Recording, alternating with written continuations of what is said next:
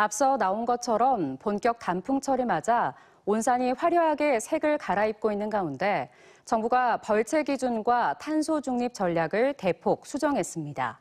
탄소 흡수량을 늘리기 위해 30억 그루를 심겠다는 목표가 오히려 무분별한 벌채로 이어지고 있다는 비판을 수용한 겁니다. 김건교 기자가 취재했습니다. 지난 4월 강원도 홍천의 대규모 벌채 논란과 관련해 산림청이 3개월간의 민관 협의를 거쳐 산림 부분 탄소 중립 전략에 대한 10개항의 합의안을 만들었습니다. 먼저 2050년까지 탄소 중립 실현을 위해 30억 그루의 나무를 심겠다는 목표를 수정했습니다.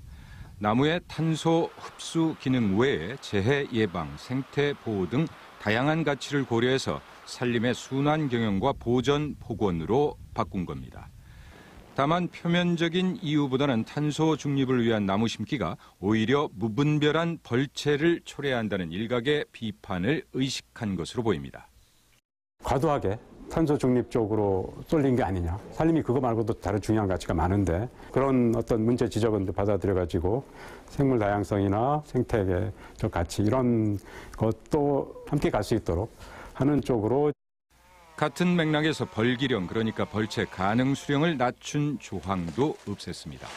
통상 5, 60년은 돼야 나무를 벨 수 있지만 경제림 육성이나 목재 생산을 위해 수종에 따라 30년이 지나면 벌채 가능토록 한 단서 조항을 삭제한 겁니다. 또 이번 협의에서 숲의 나이 증가에 따라 탄소 흡수량이 감소한다는 점을 확인하고 수종별 최대 탄소 흡수 시기 등에 대한 후속 연구를 진행하기로 했습니다.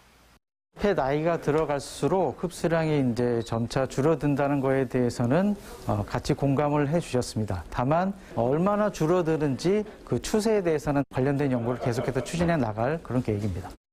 산림청은 환경단체와 임업인 단체 간의 일부 이견은 있었지만 이번 합의안을 토대로 산림관리와 탄소 중립 전략에 반영하기로 했습니다. TJB 김건규입니다.